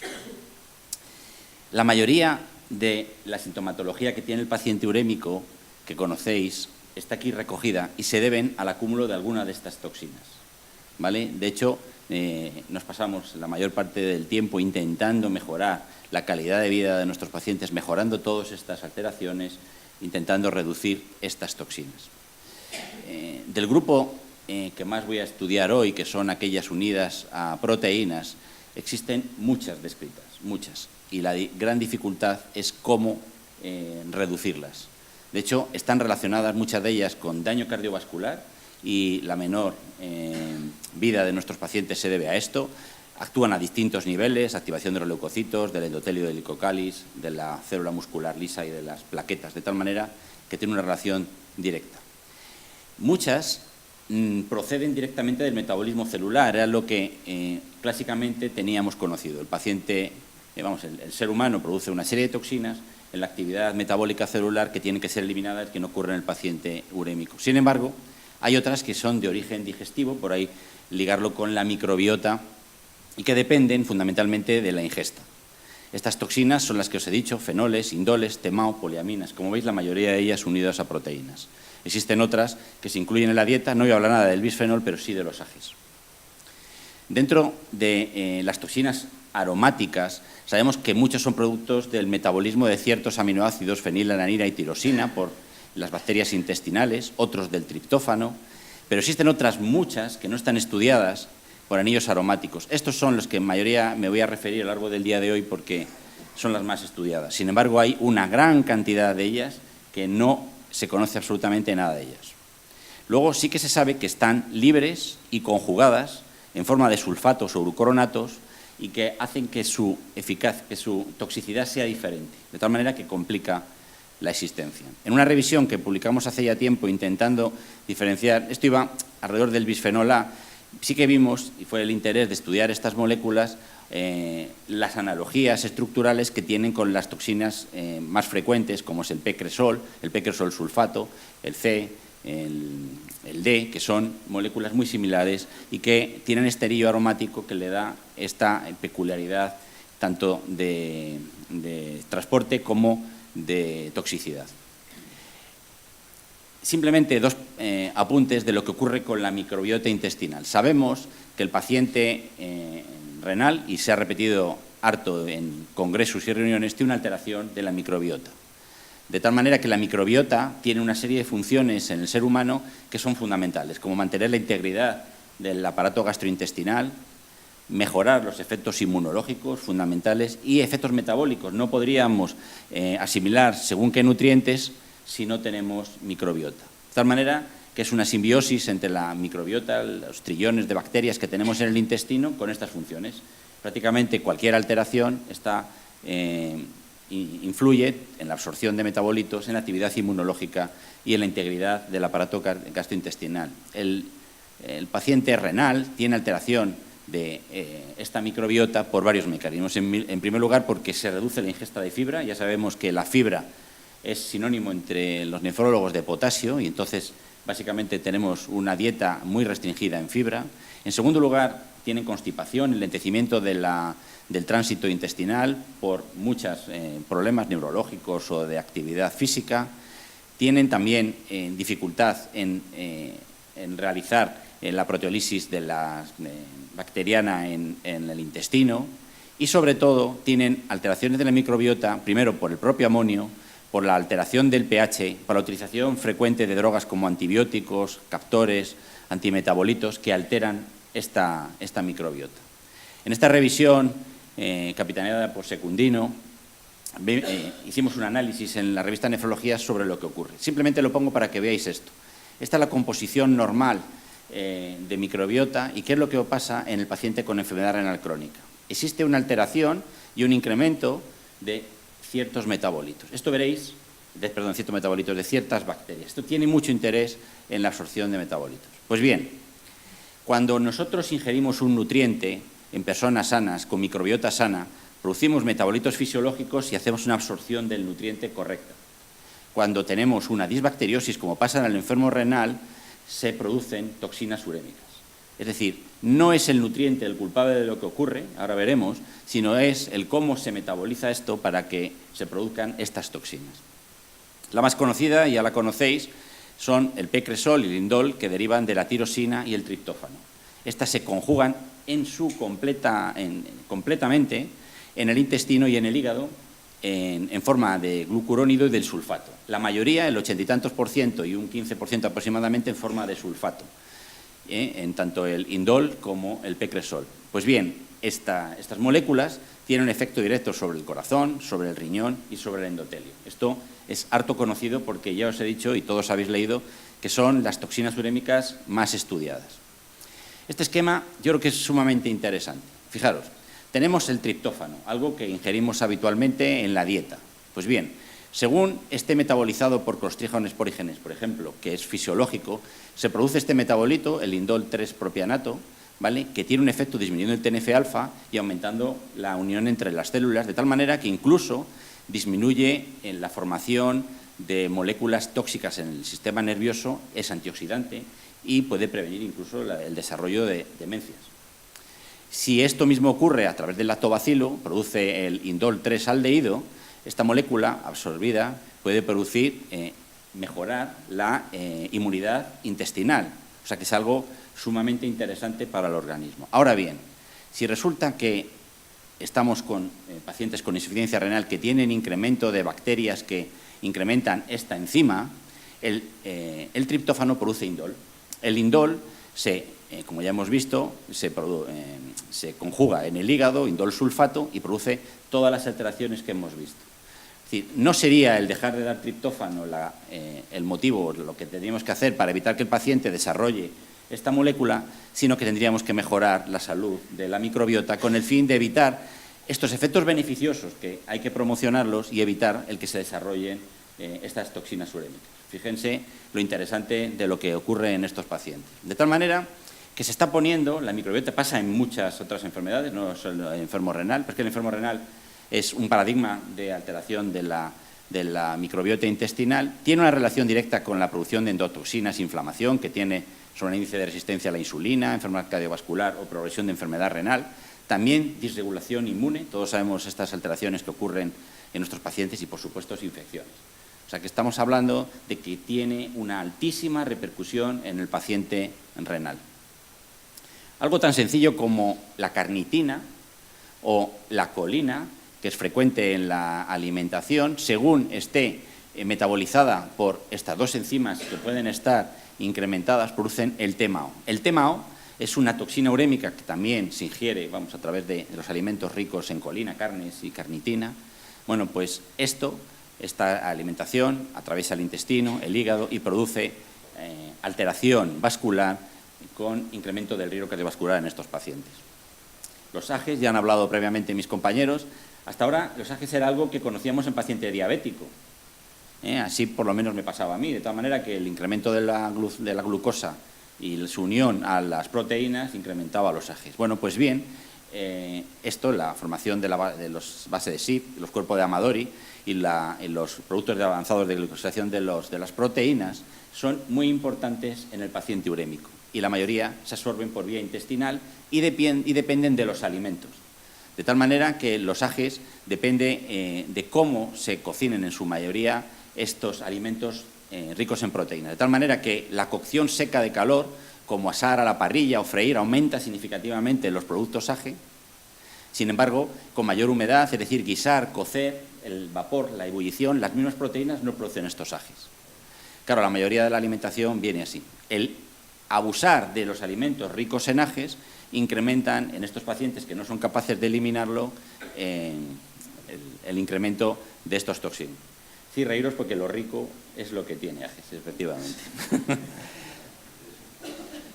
¿Y qué efectos demostrados han notado? Bueno, son muchos los trabajos. Hago referencia a Van Holder. Van Holder es la persona que maneja ahora mismo cualquier publicación que existe sobre cresol, indol sulfato, pues P-cresol, indol sulfato en la literatura. De tal manera que, si os fijáis, la mayoría de los trabajos cuentan con su firma. Bueno, pues bien, cuando se empiezan a ver los lugares en los cuales se han demostrado, fijaros la cantidad de lugares de actuación de estas toxinas. De tal manera que esto simplemente a título de anécdota, no quiero hablarlo, nosotros hemos trabajado sobre el daño en células tubulares del P-cresol, incrementa la apoptosis y el daño mitocondrial, de tal manera que interfiere con la cadena de oxidación, pero existen muchos lugares en los cuales, fijaros todas estas líneas, el indol sulfato y el P-cresol y el indol sulfato, fijaros, dentro de la actividad celular, de tal manera que tanto en células endoteliales como en células tubulares se lesionan como consecuencia de estas toxinas. Un dato que a mí me interesa también especialmente y sobre el cual estamos trabajando es cómo el P-cresol sulfato tiene una actividad sobre el cloto. El cloto ya sabéis que es una proteína que nos interesa a los que nos dedicamos al metabolismo mineral. Pues bien, actúa disminuyendo el cloto, actuando sobre la metilación en el gen, de tal manera que existe un descenso con el indol sulfato y P-cresol de esta proteína tan importante para la supervivencia de nuestros pacientes. ¿Dónde se ve más alto el P-cresol, indol sulfato? Bueno, por supuesto, en los diabéticos y en pacientes con cardiopatía. No voy a referirme, pero a mayor diabetes o mayor daño vascular, mayor indol sulfato y mayor P-cresol. El P-cresol sulfato se asocia a, fijaros, la cantidad de alteraciones cardíacas, de supervivencia, de tal manera que muchos trabajos de relación entre estas moléculas y efectos que son indeseables para nuestros pacientes, de tal manera que el nefrólogo intenta eliminarlo. La elevación del P-cresol, como veis aquí, y el indol sulfato, incrementa la mortalidad, no así de causa cardiovascular, solo el P-cresol, sin embargo el indol sulfato no lo demuestra.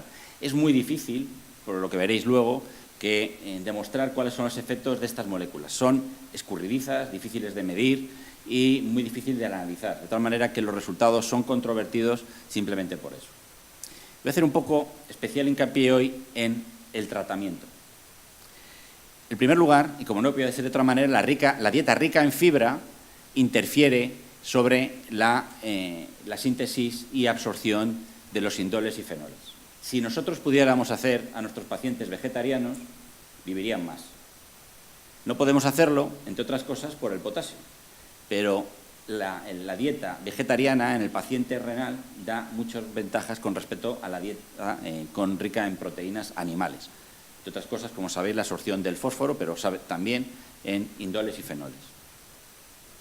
La dieta mediterránea ha demostrado, al contrario que la pasa con la dieta americana, que existe un incremento, un descenso de las bacterias proteolíticas y un aumento de las sacarolíticas, de tal manera que favorece el que no se produzcan estas toxinas, es decir, que es capaz, siempre y cuando hagamos esta dieta, de conseguir mejorar la flora intestinal. Desde luego cada vez se hace menos. Y algo sobre el que también estamos trabajando, un grupo de hospitales, entre los cuales está Burela con Secundino, es sobre la utilización de probióticos y simbióticos. Es decir, si no podemos alterar la dieta y queremos mejorar la flora intestinal con el fin de disminuir la producción de estas toxinas, pues vamos a intentar mejorar la flora intestinal. Y eso solo se hace, hasta ahora, con la utilización de probióticos, prebióticos y simbióticos. Nosotros vamos a utilizar probióticos, pero existen en la literatura unos cuantos trabajos que consiguen demostrar la eficacia de esto. Algo que merece la pena tener siempre en cuenta es la utilización o no de antibióticos en los análisis. Fijaros, cuando se analizaba la diferencia en la utilización de simbióticos en la mejora de la flora intestinal, es decir, en la mejora del P-cresol indol sulfato, mientras que no se veía diferencias, salvo el total P-cresol sulfato, en todos los pacientes, sí que se veía esta diferencia cuando solo se analizaban aquellos que estaban sin antibióticos. De tal manera que los antibióticos sí que influyen sobre la flora intestinal de nuestros pacientes y también tienen una repercusión sobre la cantidad de pecresol, indolsulfato que se absorbe. Es conocido, y hay muy poca bibliografía sobre esto, prácticamente hay 2 o 3 trabajos que demuestran que el sevelamer disminuye la absorción de estas toxinas urémicas e intestinales. Ya sabéis que el sevelamer es una molécula que no se absorbe, pero tiene capacidad de quelar sustancias, colesterol y úrico, bueno, endotoxinas, y también parece que puede bajar la absorción del pecresol. Y la diálisis, que es donde estamos. Voy a referirme fundamentalmente a la hemodiálisis. Fijaros, cuando vemos una membrana y queremos dializar moléculas grandes, en este caso proteínas, pues es difícil conseguir. Ahora bien, si tenemos una molécula pequeña, como pasa con estas toxinas urémicas que van unidas a proteínas, estamos en las mismas. El problema de los análisis que vais a ver ahora es que cuando tú analizas qué ocurre antes y después de una diálisis, por ejemplo, con el pecresol, veis que se reduce. Pero eso no significa nada porque en realidad lo que está analizando es lo que pasa libre, no estás analizando lo que pasa unido a proteínas. Si tú analizas eso al cabo de un rato, vemos que existe otra vez el equilibrio y vuelve a recuperarse los niveles que había previamente en sangre. Esta es una molécula que está constantemente soltándose y uniéndose a la proteína. Y tú analizas la forma libre. Entonces, cuando tú analizas esta forma libre, si lo haces inmediatamente después de la sesión, ves que ha bajado, pero sin embargo al cabo de un rato no. Esto es lo que hace. Aparte que es muy volátil y tienes que congelar la sangre inmediatamente después de analizarlo. Esta es la dificultad de trabajar con estas moléculas.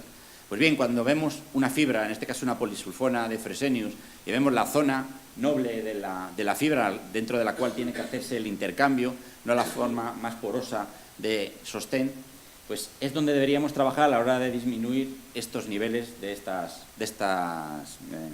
toxinas. Esta gráfica la conocéis todos, sabemos la eficacia que tiene la diálisis convencional alto flujo con respecto a lo que ocurre en el riñón sano.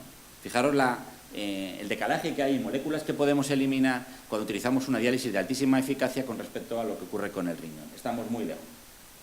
Estas moléculas tienen mucho que ver y sabemos que existen en el mercado multitud de moléculas con distintos materiales, ¿vale? Y que consiguen eficacias muy similares en la depuración de estas moléculas.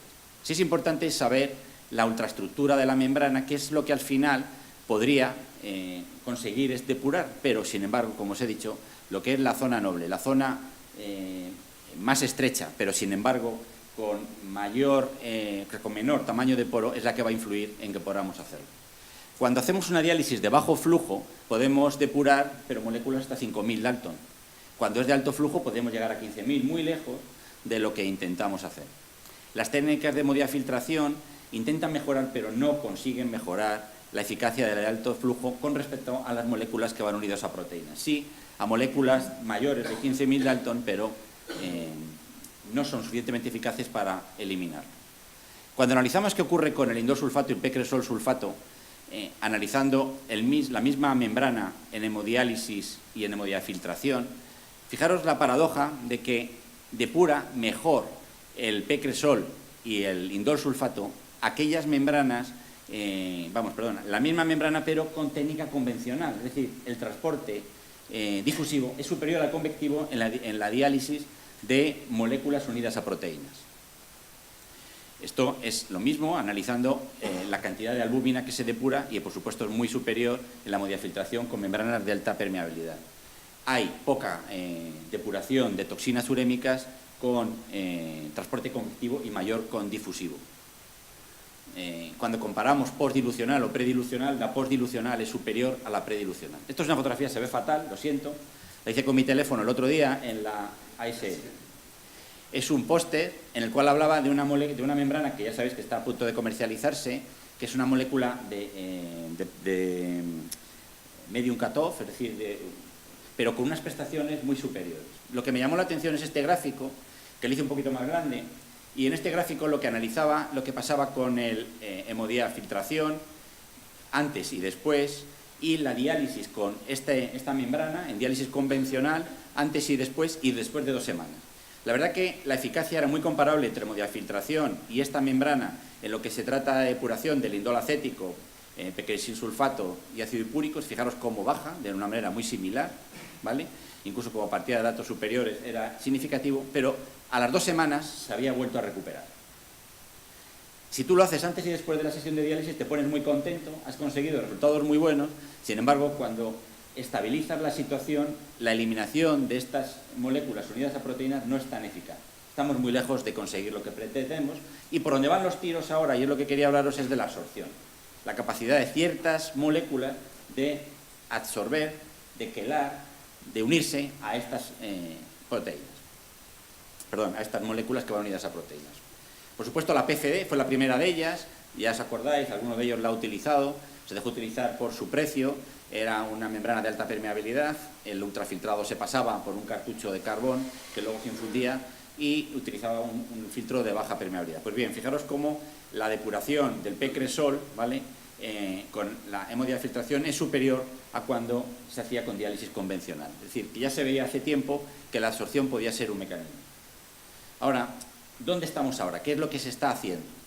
Conocéis estas 3 técnicas, el MAS, el Prometheus y la Hemocleanse, en el cual lo que hace es crear un ultrafiltrado grande de plasma y pasarlo por columnas de carbón, o, en el caso del MAS, también poniendo albúmina en el otro lado de la membrana, de tal manera que haría captar estas moléculas. Pues bien, cuando se utilizan filtros de carbón, esta es una técnica bastante compleja. Fijaros lo que hacen pre y post diálisis y luego tienen al paciente 90 minutos con un filtro de carbón. Fijaros cómo el indol sulfato y el P-cresol va desapareciendo. Claro, se exigiría una diálisis completa y luego posteriormente dejar con un filtro de carbón al paciente 1 hora y media más para que vaya bajando los niveles de P-cresol, pero se consiguen bajar y bastante bien. Me pareció muy interesante, un grupo holandés está trabajando con esta membrana en la cual remueve, fijaros, comparado con lo compara con un filtro de Fresenius de bajas prestaciones, pero han diseñado estos 6 distintas membranas que consiguen, fijaros, esto es comparando una polisulfona con esta nueva molécula, teniendo la parte noble de un dializador de altas prestaciones con un QF bajo, ahora lo veréis, pero le asocian una membrana pegada, y ahora veréis la foto de la molécula, de carbono. De tal manera que sería una mixta entre una hemodiálisis convencional y la incorporación de un filtro de carbón, de tal manera que la molécula, vamos, el plasma, debería atravesar por aquí y ser capaz de captar. Cuando veían lo que ocurría, fijaros cómo existe un mayor captación de P-cresol y de indol sulfato comparado con el dializador convencional. O sea que sí que lo observaban. Fijaros que los QF de estas moléculas son muy bajos. Estamos hablando de QF entre 5 y 10. Es una membrana de muy baja permeabilidad. Sin embargo, son capaces de captar moléculas como el P-cresol, el indol sulfato, de una manera muy superior a lo que ocurre con un filtro como es este, de baja permeabilidad, pero está lejos de conseguir esta eficacia. Bueno, este es el grupo que está trabajando TINC en esta molécula. Aquí tenéis la fibra, fijaros cómo tiene el carbón añadido a lo que es el filtro convencional, ¿vale? Cada vez están mejorando las prestaciones. Aquí tenéis las últimas pruebas que se están haciendo y cómo consiguen mejorarlo. Por último, este trabajo es ya demasiado arriesgado, porque esto simplemente es asociar plasma separación, después absorción y por último diálisis. Es decir, unas 5 horas aproximadamente de esta técnica tan compleja. Sí que consiguen reducir estas toxinas un 187% o un 127%. Es decir, se está trabajando en moléculas o intentar hacer que atraviesen la albúmina, la membrana, y ser capaces de captarlo con moléculas que puedan absorber. Y esto es el resumen de lo que estamos haciendo y cómo las moléculas, las toxinas urémicas, no solo derivan de la actividad celular, de la actividad intestinal, que tenemos que actuar directamente sobre la flora intestinal para disminuir la producción. Y por último, el nefrólogo, una vez que el paciente está en diálisis, ni la técnica convectiva ni la difusiva son completamente eficaces. Parece que es la absorción, la molécula, la forma que conseguimos mejorar estas moléculas, y todos los esfuerzos de la industria en la actualidad es cómo hacerlo, y no es fácil. Muchas gracias.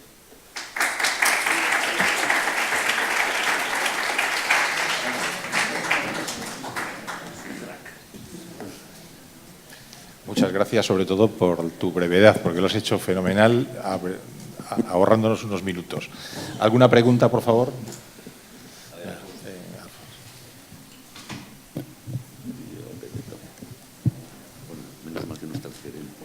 Muchas gracias, Emilio, por la charla. Dos cuestiones. Una, bueno, la toxina urémica empieza a elevarse en sangre con filtrados muy altos, con 60, 70 de filtrados cuando empieza la toxina urémica. Después de ahí, el daño vascular va progresando y progresa la insuficiencia renal.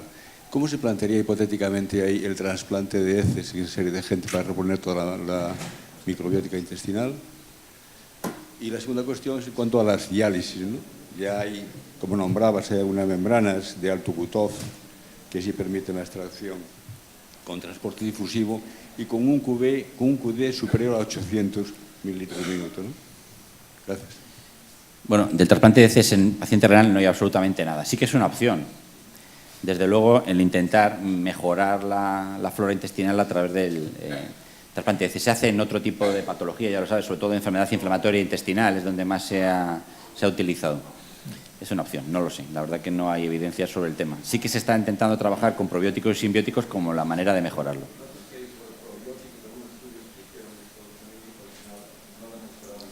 Es que la mayoría de ellos no son buenos y hay mucha variabilidad. Conseguir hacer un diseño bien hecho, con un estudio prospectivo, randomizado, bien realizado, teniendo en cuenta todos los factores que intervienen en la microbiota, no es fácil. Primero, cada paciente tiene que ser control de sí mismo, por supuestísimo, influye mucho la alimentación, dieta rica o no en fibra, antibióticos, por supuesto, la utilización, yo qué sé, de antisecretores, de captores, es decir, hay muchos datos que influyen sobre esto, hay que verlo. También variación estacional, la dieta, no es lo mismo una persona que viva, por ejemplo, aquí, con la dieta atlántica que en el Mediterráneo, eso influye mucho. O sea, entonces, a la hora de verlo, no es fácil. Cuesta. Nosotros lo estamos haciendo ahora. Hemos empezado, hemos hecho un diseño, creemos que ha acertado y a ver si tenemos suerte y lo podemos. Hemos intentado ver todas estas variables, ¿vale? Y lo hemos empezado a hacer. Hay trabajos que hablan a favor y otros en contra. Cuando los analizas, el grupo de pacientes son muy heterogéneos y de un grupo de población pequeño. Y ¿cuál era lo del Simedium Cutoff, ya lo ves, por eso lo he traído esta fotografía. La verdad que se me ocurrió meterlo antes de ayer, debía meterla porque me resultó curioso y además me gusta el que haya analizado los datos 2 semanas después porque han sido muy críticos con su propio estudio. Si tú analizas los datos, al principio son bastante halagüeños, pero claro, cuando ves que luego enseguida, en el momento que sí existe separación, cuando tú quitas la toxina del plasma, enseguida otra que va unido a la albúmina se separa y acaba igualando la reacción que tenía, ¿no? Manteniendo un flujo de diálisis superior a 800 para que el transporte difusivo sea mayor. Los de alto Cutoff, ya estos ya incluyen casi la plasma separación, es decir, esto que pasan las proteínas, estas son palabras mayores, ¿sabes? O sea, que es que ya cuando empiezas con esto tienes que hacerlo pasar por otro filtro o retornarlo, porque ya son proteínas las que se pierden. Ya se he puesto ahí los casos del MAP, del Prometheus, todos estos que influyen sobre el asunto. ¿Alguna pregunta? Miguel. Emilio, primero muchas gracias porque es muy desagradable preparar una charla y tenerla que dar en la mitad de tiempo. Y lo apreciamos muchísimo, porque además lo ha quedado muy bien. Quería preguntarte si podías extenderte un poquito más con el tema del efecto de fármacos, de los fármacos que utilizamos habitualmente sobre la microbiota y qué podemos hacer, qué políticas podemos adoptar en esto. Me refiero a inhibidores de la secreción ácida gástrica, antibióticos, que se ha hablado mucho de ellos. ¿Qué consejo nos darías para estas cuestiones? No puedo darte consejos, de verdad, es imposible. O sea, tú te imaginas no poder utilizar antibióticos en tu práctica diaria. Yo no sé los antibióticos que podemos dar a lo largo de la semana en un paciente renal, pero damos con bastante frecuencia. Claro, captores, omeprazol. Claro, si pudiéramos interferir en la dieta, yo creo que el principal hándicap que tenemos nosotros es la fibra. La fibra sería interesantísimo. De hecho, en el americano existían grupos farmacéuticos que te venden fibra, el nefrólogo utiliza fibra sin potasio. Claro, fibra. Esto sería lo interesante si lo pudiéramos hacer. Pero en fármacos es que es imposible. Hoy por hoy, vamos. Bueno, puedo decir. Una pregunta más había por ahí, ¿no? ¿Quién? Bueno, interesante, supongo que tú. Sí, vamos primero a, las damas. Lo que acabas de preguntar, Miguel, es extremadamente interesante. Uno de los... Espera. Ay, perdón. Teresa. Una cosa breve, que antes comentabas que sería que a los pacientes en diálisis no podemos cambiarles la dieta porque por el potasio, no les podemos ofrecer más vegetales. Y en los pacientes con enfermedad renal antes de diálisis, ¿tienes alguna opinión sobre si valdría la pena hacerlos más vegetarianos y con suplementos específicos de proteínas o algo así? Sí, yo creo que indudablemente. Es decir, hay que intentar tender a la dieta rica en fibra y en vegetales. Sí, y además ahora con los nuevos, me estoy refiriendo a los nuevos inhibidores de la absorción del potasio, podemos tener una posibilidad añadida, ¿sabes? Estoy viendo el patiromer, sobre todo, ver ahora si esto puede tener una influencia en la dieta rica en vegetales. A mí me parece que es una buena manera. Y estoy intentando yo fomentar la utilización de fibra en los pacientes, en mis pacientes, claro, favoreciendo esto. Y sobre todo en aquellos que no tengo problemas con el potasio, que son muchos, ¿no? Gracias. Mira, a mí me gustaría, como tengo un curso de nutrición en Burela, y este tema lo hemos tocado tantas veces, el gran problema es que tenemos una tremenda ignorancia, los nefrólogos, de cómo manejar la nutrición en nuestros pacientes. El enemigo número 1 del potasio no es la fruta, es el ayuno. Y una de las cosas más importantes es que los vegetales, no solamente, porque además vamos a sacar un artículo donde estudiamos los vegetales gallegos, incluido el grelo, y las legumbres, donde la congelación reduce en más del 80% la cantidad de potasio. Es decir, nuestros pacientes pueden comer con las medidas que habitualmente tenemos en nuestras casas, con congelación, con solamente, no hay que hacer 2 hervores, hay que dejarlo en remojo entre 4 y 6 horas. Y la verdad es que en cuanto tú le das esto a los pacientes, corriges una cosa muy importante. Primero, menos fósforo, porque nosotros no absorbemos el fósforo de los vegetales. Lo segundo es que aportamos bicarbonato, por lo tanto corregimos la acidosis. Y en tercero, aportamos un estabilizador de la membrana intestinal que es clave para evitar las infecciones. Es decir, hay muchas cosas que podemos hacer y ahora cada vez sabemos más que, por ejemplo, los inhibidores de la bomba de protones, como es el omeprazol, son terriblemente nocivos para la microbiota intestinal. Y mejores son los anti-H2, que tienen menos efectos. Es decir, tenemos muchas herramientas, lo que pasa es que las desconocemos. Esa es la cuestión. Más el omeprazol no solo es malo para esto, sino yo para la propia creo que, supervivencia. Emilio, te vuelvo a dar las gracias por haberte adaptado tan bien al tiempo y te ha quedado fenomenal de todas maneras. Muchas gracias a todos y bueno, acabamos por hoy ya.